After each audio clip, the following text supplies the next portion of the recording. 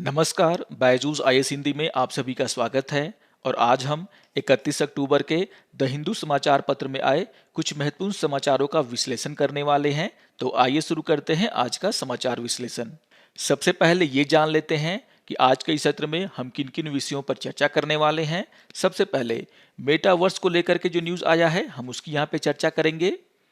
गर्भपात नियमों में जो बदलाव किए गए हैं वह किस तरीके से नाबालिगों की सहायता कर सकते हैं, इससे जुड़ा हुआ जो न्यूज़ है हम उसकी यहाँ पे चर्चा करेंगे। ओलिव रिडले कछुओं को लेकर के जो न्यूज़ आया है जो कि काफ़ी इंपॉर्टेंट है, हम उसकी भी यहाँ पे चर्चा करने वाले हैं। भारत में जो कृषि पद्धतियाँ हैं उसके साथ साथ हम किस प्रकार से विदेशों में जो कृषि पद्धतियाँ हैं उसका उपयोग कर सकते हैं, इसको लेकर के जो न्यूज़ आया है हम उसकी भी यहाँ पे चर्चा करने वाले हैं। केरला पुलिस के द्वारा माओवादियों को सुरक्षित पुनर्वास का वादा किया गया है, इससे जुड़े हुए न्यूज़ की भी हम यहाँ पे चर्चा करेंगे। और सबसे अंतिम में इन विषयों पर आधारित मुख्य परीक्षा के अभ्यास प्रश्नों पर भी हम चर्चा करेंगे। तो आइए शुरू करते हैं आज का समाचार विश्लेषण। आज के पेपर के पेज नंबर 12 पर एक न्यूज़ आया जिसका शीर्षक है how is Facebook embedding the real world in computing. और ये टॉपिक जीएस पेपर 3 इकोनॉमी और साइंस एंड टेक्नोलॉजी से जुड़ा हुआ है। जैसा कि आप सभी जानते हैं कि फेसबुक के सीईओ मार्क जुकरबर्ग के द्वारा एक घोषणा किया गया जहां पर उन्होंने यह बताया कि अपनी कंपनी को रीब्रांड करने के एक हिस्से के रूप में वह उसका नाम बदल रहे हैं और यहां पर जो उनकी कंपनी है उसका नाम अब मेटा होगा। यहां पर उनके द्वारा कहा गया कि उनके कंपनी के द्वारा जो विभिन्न ऐप बनाए जाते हैं, जो विभिन्न तकनीक विकसित किए गए हैं, यहां पर उन्हें एक साथ लाया जाएगा। लेकिन यहां पर उनके द्वारा यह भी कहा गया है कि उनके द्वारा उनका जो कॉर्पोरेट ढांचा है उसे बदला नहीं जाएगा। तो यहां पर जैसे उन्होंने ये घोषणा की है उसके बाद से एक शब्द को लेकर के चर्चाएं जोरों पर हैं और वो शब्द है मेटावर्स। और इसी को समझने का हम यहाँ पर प्रयास करेंगे। आप सभी को ये ध्यान में रखना है कि मेटावर्स दरअसल एक वर्चुअल इन्वायरमेंट है जिसमें आप सिर्फ स्क्रीन पर देखने तक सीमित नहीं रहेंगे बल्कि आप इस इन्वायरमेंट को अंदर तक जाकर फील कर पाएंगे। यानी कि इस वर्चुअल इन्वायरमेंट में आपको रियल वर्ल्ड की फीलिंग आएगी। आप एक दूसरे से बात कर सकते हैं, अलग अलग रूप बदल सकते हैं। और यहाँ पर यह कहा गया है कि virtual reality headset, augmented reality glasses और स्मार्टफोन तथा अन्य उपकरणों के माध्यम से ऐसा करना संभव है और जिसको लेकर के बहुत सारी कंपनियां काम कर रही हैं।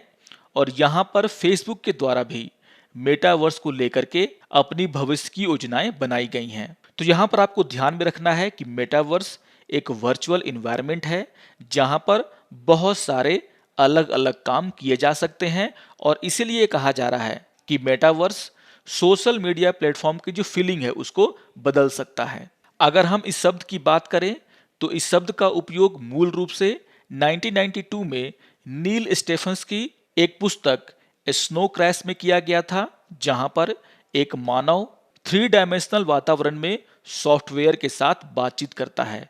और उसी समय से इसको लेकर के बातें हो रही है, इस कंसेप्ट को लेकर के बातें हो रही हैं।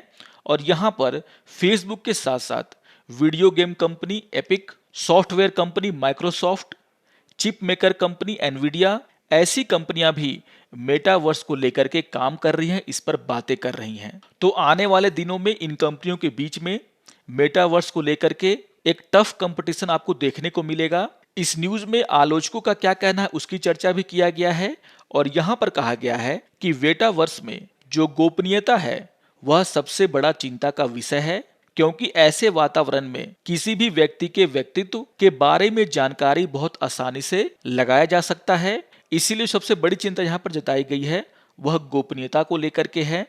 किसी भी व्यक्ति के बारे में उसकी जो पर्सनल जानकारियां हैं, उसका व्यक्तित्व कैसा है, उसके बारे में आसानी से इस वर्चुअल इन्वायरमेंट में पता लगाया जा सकता है। आप जो रूप बदलेंगे, आप जिससे वहां पर बातें करेंगे, कैसी बातें करेंगे, उससे आपके बारे में सब कुछ यहाँ पर पता चल जाएगा।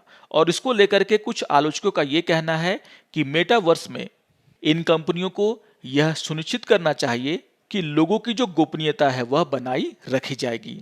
तो बहुत ही इंपॉर्टेंट न्यूज़ है, एक नया वर्ड यहाँ पर आया है, इसको लेकर के यहाँ पे चर्चा किया गया है और इसी के परिप्रेक्ष्य में आप इस न्यूज़ को यहाँ पर पढ़ लेंगे। और यहाँ पर जो प्राइवेसी का मुद्दा उठाया गया है वो काफ़ी इंपॉर्टेंट है जिसको आपको ध्यान में रखना है।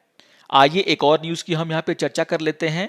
आज के पेपर के पेज नंबर 9 पर एक न्यूज आया जिसका शीर्षक है abortion rule to aid minors, और ये टॉपिक जीएस पेपर 2 गवर्नेंस से जुड़ा हुआ है। तो जैसा कि आप सभी जानते हैं कि गर्भपात को लेकर के सरकार के द्वारा नियमों में बदलाव किए गए हैं और इन्हीं बदलाव को लेकर के यहाँ पे चर्चा किया गया है और ये बताने का प्रयास किया गया है कि किस तरीके से ये जो बदलाव किए गए हैं गर्भपात के नियमों में वह माइनर्स यानी कि अवयस्कों के लिए कितने महत्वपूर्ण हो सकते हैं, उनको क्या क्या लाभ पहुंचा सकते हैं।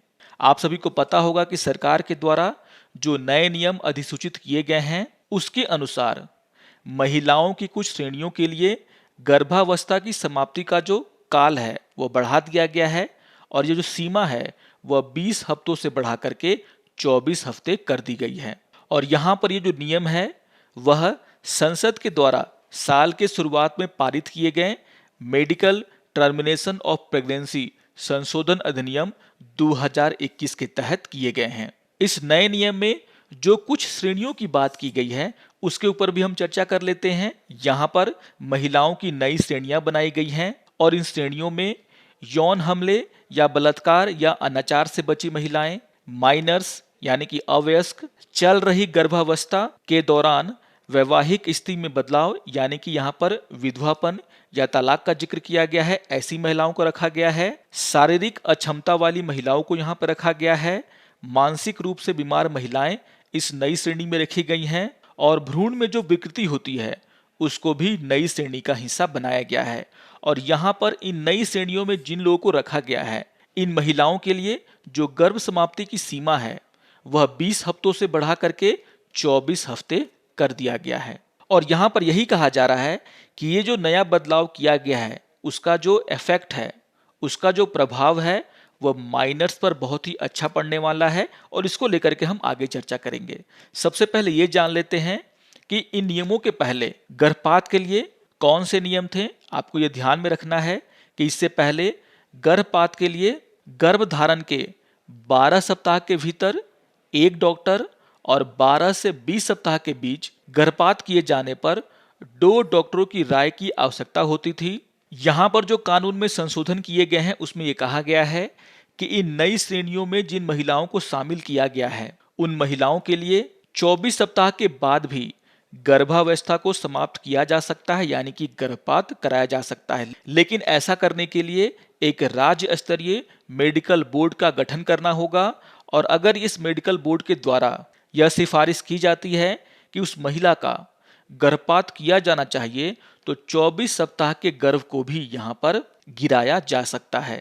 यहाँ पर कहा गया है कि जो मेडिकल बोर्ड यहाँ पर बनाया जाएगा वह विचार करे और यह सुनिश्चित करे कि इस प्रक्रिया से महिला को कोई नुकसान नहीं होगा और तभी जाकर के इस बोर्ड को इस तरह का निर्णय लेना चाहिए।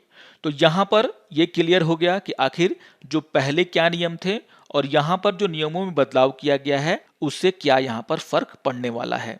जैसा कि यहाँ पर बातें हो रही है कि जो बदलाव हुए हैं वह नाबालिगों के लिए क्यों अच्छा है, इसको लेकर के यहाँ पे चर्चा किया गया है और कहा गया है कि नाबालिगों को एक विशेष श्रेणी में शामिल किया जाना बहुत ही अच्छा कदम है, क्योंकि यह पाया गया है कि जो अधिकतर नाबालिग हैं वह गर्भधारण के शुरुआती समय में इसको लेकर के बातें नहीं करते और बड़ी संख्या में ऐसे नाबालिग पाए गए हैं जो 20 सप्ताह से अधिक का गर्भधारण किए हुए हैं और उसे वह गिराने की अनुमति चाहते हैं और इस अनुमति के लिए उनके द्वारा बार बार अदालतों का भी दरवाजा खटखटाया जा रहा था। तो कहने का आशय यह है कि यहाँ पर बहुत सारे ऐसी नाबालिग महिलाएं थीं जिनका जो गर्भधारण का सप्ताह था वह 20 सप्ताह से ऊपर का था, लेकिन वह अदालतों में जाकर के यह याचिका डाल रही थी कि उन्हें अपने गर्भ को गिराने की अनुमति दी जाए। और जैसा कि मैंने कहा कि नाबालिग लड़कियां गर्भधारण के शुरुआती समय में इसको लेकर के ज्यादा बातें नहीं करती, समाज के डर से, परिवार वालों के डर से, और इसीलिए उनका जो गर्भधारण का जो पता है वह काफी देर से चलता है। तो यहाँ पर एक और जानकारी है जिसको आपको ध्यान रखना है, एग्जाम पॉइंट ऑफ व्यू से बहुत ही इंपॉर्टेंट हो सकता है। यहाँ पर कहा गया है कि नाबालिगों के द्वारा गर्भपात कराने का जो आंकड़ा है वह भ्रूण की असमानताओं और बलात्कार से बचे लोगों के बाद तीसरा सबसे बड़ा श्रेणी में आता है। और इसको देखते हुए सरकार के द्वारा ये जो कदम उठाया गया है जो नई श्रेणी बनाई गई है उसमें नाबालिग लड़कियों को रखा गया है, वह काफी अच्छा कदम है। यहाँ पर एक और इम्पोर्टेंट बात कही गई है। यहाँ पर कहा गया है कि जिस तरीके से पोस्को अधिनियम में कुछ बदलाव किए गए हैं, कुछ नई बातों को जोड़ा गया है, उससे भी नाबालिगों को गर्भपात कराने में बहुत समस्या होती थी। यहाँ पर बहुत सारे डॉक्टरों के द्वारा भी उन्हें सेवा प्रदान करने से मना कर दिया जाता था और इसका कहीं ना कहीं एक जो कारण है वह पोस्को अधिनियम है। उसके बारे में भी हम यहाँ पे चर्चा कर लेते हैं। आप सभी जानते हैं पोस्को यानी कि protection of children from sexual offence act. इसकी जो धारा 19 है उसमें ये कहा गया है कि अगर किसी भी व्यक्ति को यौन संबंध रखने वाली नाबालिग के बारे में पता चलता है तो उसे इसकी जानकारी स्थानीय पुलिस को देनी चाहिए, भले ही यह सहमति से किया गया कार्य था, क्योंकि यहाँ पर कानून के हिसाब से जो सहमति की आयु है वह 18 वर्ष निर्धारित की गई है। और इसी के कारण बहुत सारे ऐसे डॉक्टर जो इन सब बातों में नहीं पढ़ना चाहते थे, उनके द्वारा नाबालिग लड़कियों के गर्भपात को लेकर के उनकी कोई सहायता नहीं की जाती थी।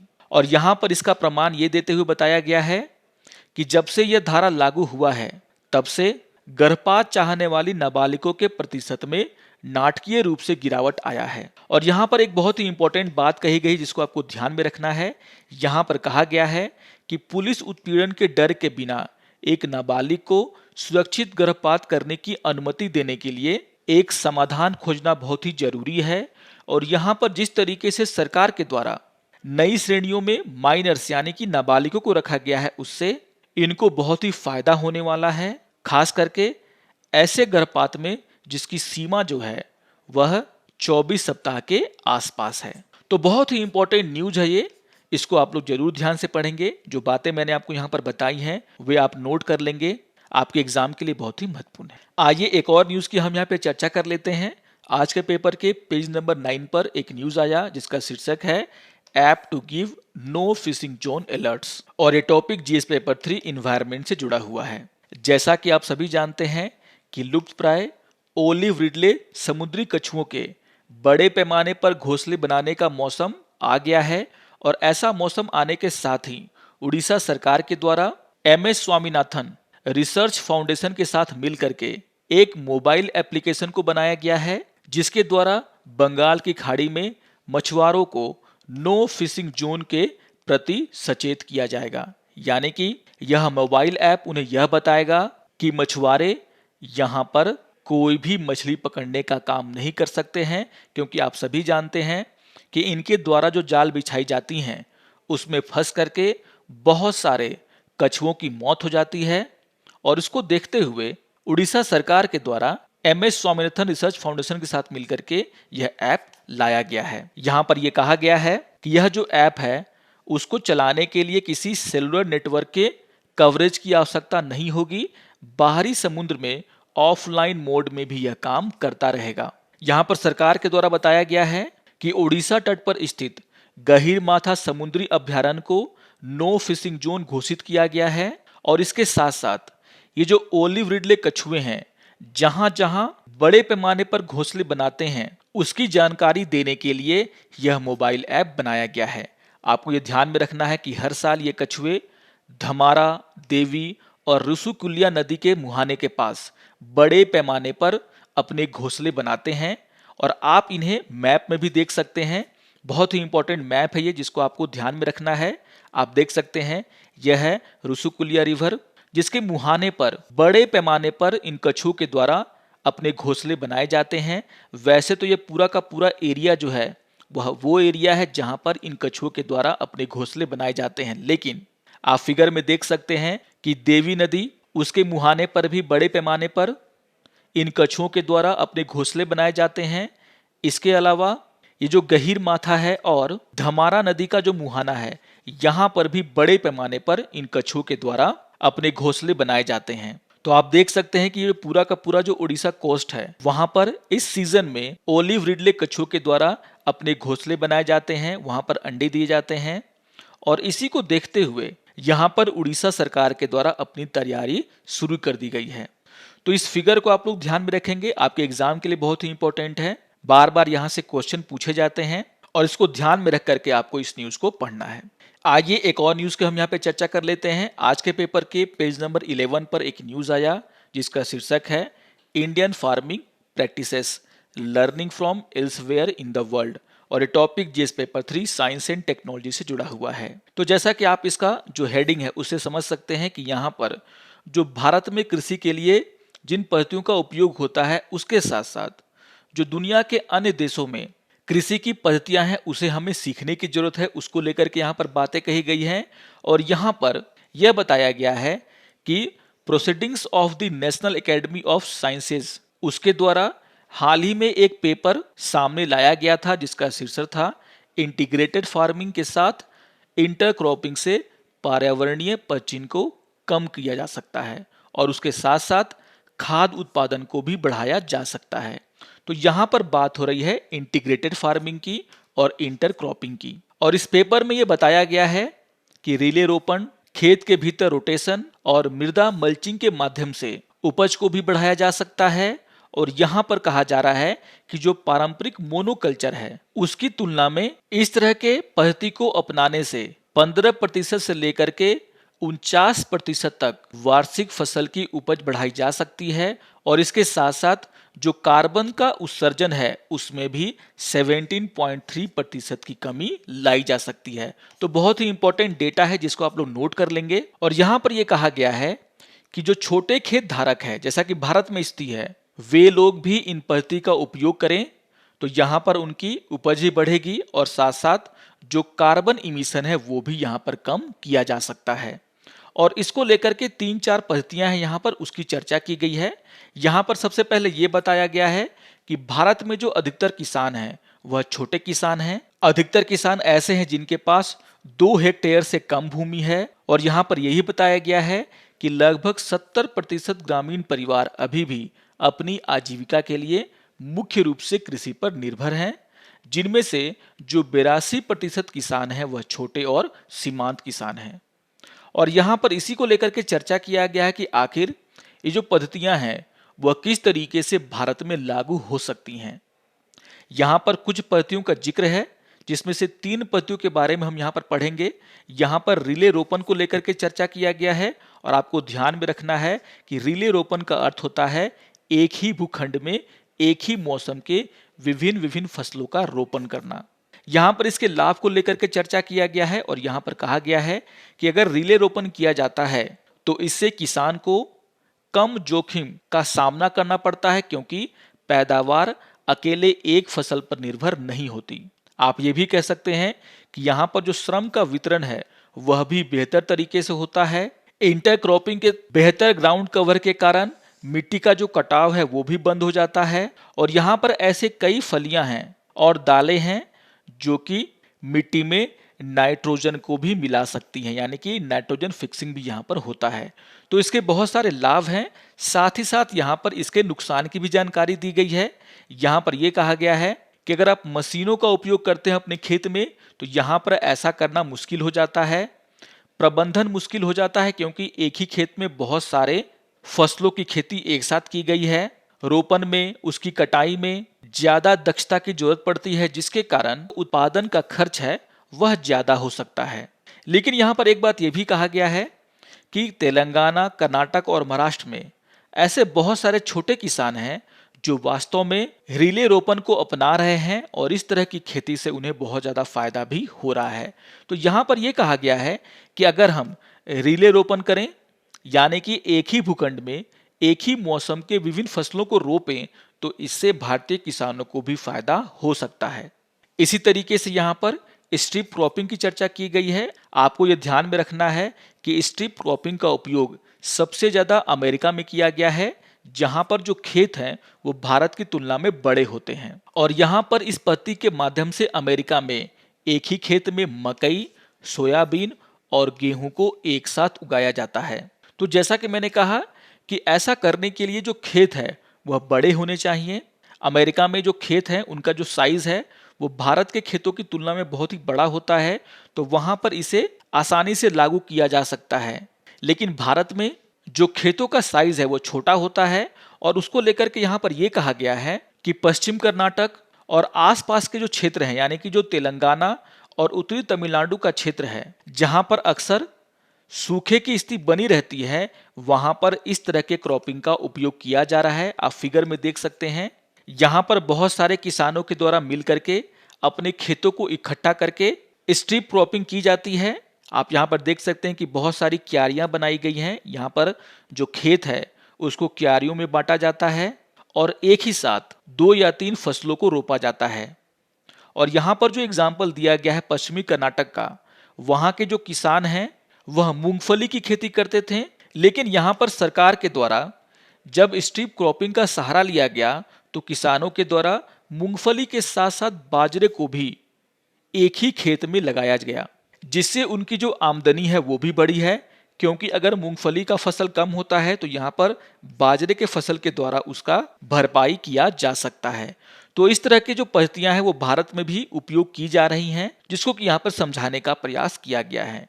इसी तरीके से यहाँ पर मृदा मल्चिंग और नो टिल को समझाने का प्रयास किया गया है। आप यहाँ पर देख सकते हैं कि मृदा मल्चिंग में जो खेत होते हैं उनको पुआल से, पत्तियों से ढक दिया जाता है। आप देख सकते हैं कि यहाँ पर पौधे भी लगे हुए हैं और बाकी जो पूरा का पूरा जमीन है उसे घास से जो है ढक दिया गया है, पुआल से ढक दिया गया है।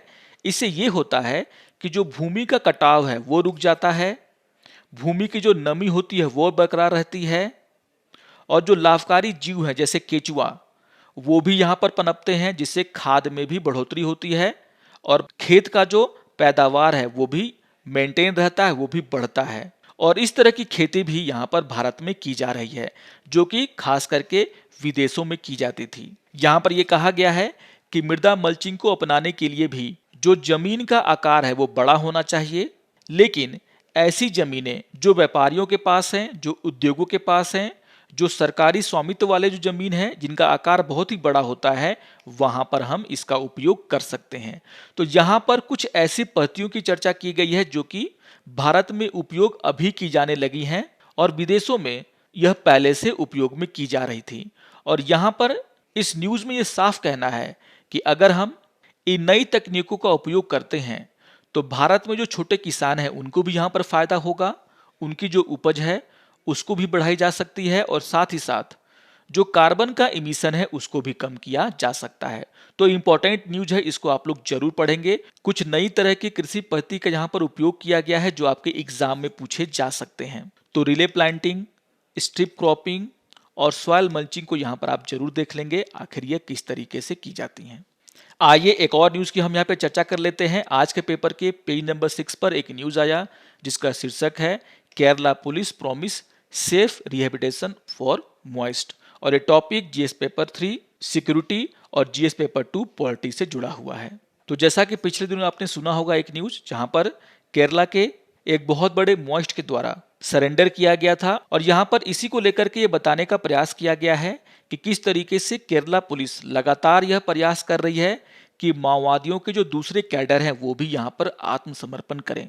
यहाँ पर कहा गया है कि केरला पुलिस लगातार अपने चैनलों का इस्तेमाल करके युवाओं को हथियार डालने के लिए और हिंसक कृत्यों में शामिल समूहों को छोड़ने के लिए प्रेरित कर रही है, जिसका कि फायदा आने वाले दिनों में हो सकता है। आप सभी को यह ध्यान में रखना है कि सरकार ने जो सरेंडर योजना यहाँ पर घोषित की है उसमें उनके द्वारा ये साफ साफ कहा गया है कि एक पैनल बनाया जाएगा जो प्रत्येक सरेंडर के मामलों का अध्ययन करेगा और उसी के अनुसार यहाँ पर कार्य किया जाएगा। आत्मसमर्पण करने वाले माओवादी कैडरों के लिए संगठन में उनके रैंक के अनुसार अलग अलग प्रावधान किए गए हैं, यानी कि केस टू केस स्टडी करके यहाँ पर यह देखा जाएगा कि किस माओवादी पर कौन सी धारा लगाई जाए। लेकिन यहाँ पर पुलिस का साफ साफ कहना है कि वह यहाँ पर यह चाहती है कि जो भी माओवादी यहाँ पर हथियार डाल रहे हैं उनका जो रिहेबिटेशन है, उनका जो पुनर्वास है वह सही तरीके से हो पाए। आइए अब आज के विषयों पर आधारित मुख्य परीक्षा के अभ्यास प्रश्नों पर चर्चा कर लेते हैं। यहाँ पर क्वेश्चन नंबर 1 है, मेटावर्स क्या है? यह सोशल मीडिया के इस्तेमाल के तरीकों को कैसे बदलेगा? और 250 शब्दों में आपको इसके उत्तर को लिखना है। तो यहाँ पर जब आप इसके उत्तर की चर्चा करेंगे तो भूमिका में सबसे पहले ये समझाएंगे कि आखिर ये मेटावर्स क्या है, इसके बारे में आप यहाँ पे चर्चा करेंगे, जिसकी चर्चा मैंने आपको समझाते समय की है। उसके बाद मुख्य भाग में आप यह बताएंगे कि किस तरीके से यह सोशल मीडिया प्लेटफॉर्म को बदल सकता है। तो जो नई बातें हैं उसका आप यहाँ पर उल्लेख करें और इससे जुड़ी हुई चिंताओं का भी उल्लेख करते हुए आप इसके उत्तर को लिखने का प्रयास करें। आइए देख लेते हैं दूसरे क्वेश्चन को। दूसरा क्वेश्चन है, गर्भपात के नियमों में क्या नए बदलाव किए गए हैं, इससे नाबालिगों को कैसे मदद मिलेगी, चर्चा करें। तो यहाँ पर जब आप इसका आंसर लिखेंगे तो आप भूमिका में जो नए बदलाव किए गए हैं नियमों में उसकी चर्चा करें और फिर मुख्य भाग में आप यह बताने का प्रयास करें कि किस तरीके से ये जो नियम हैं वह नाबालिगों के लिए सही साबित होंगे, जिसकी चर्चा मैंने वहां पर आपके साथ की है। आप यहां पर यही बता सकते हैं कि वे कौन कौन से तरीके हैं जिससे इन कदमों को लागू किया जा सकता है और इन सभी बातों का उल्लेख करते हुए आप अपना आंसर यहां पर लिखने का प्रयास करें। आशा करता हूं कि आपको आज का यह समाचार विश्लेषण पसंद आया होगा। सारे न्यूज़ बहुत ही इंपॉर्टेंट हैं, आप इनको रिवाइज कर लेंगे और अगर आपको वीडियो अच्छा लगे तो आप जरूर इसे लाइक करें, शेयर करें और दूसरों को भी सब्सक्राइब करने के लिए प्रेरित करें। तो मिलते हैं समाचार विश्लेषण के अगले अंक में, तब तक के लिए नमस्कार और धन्यवाद।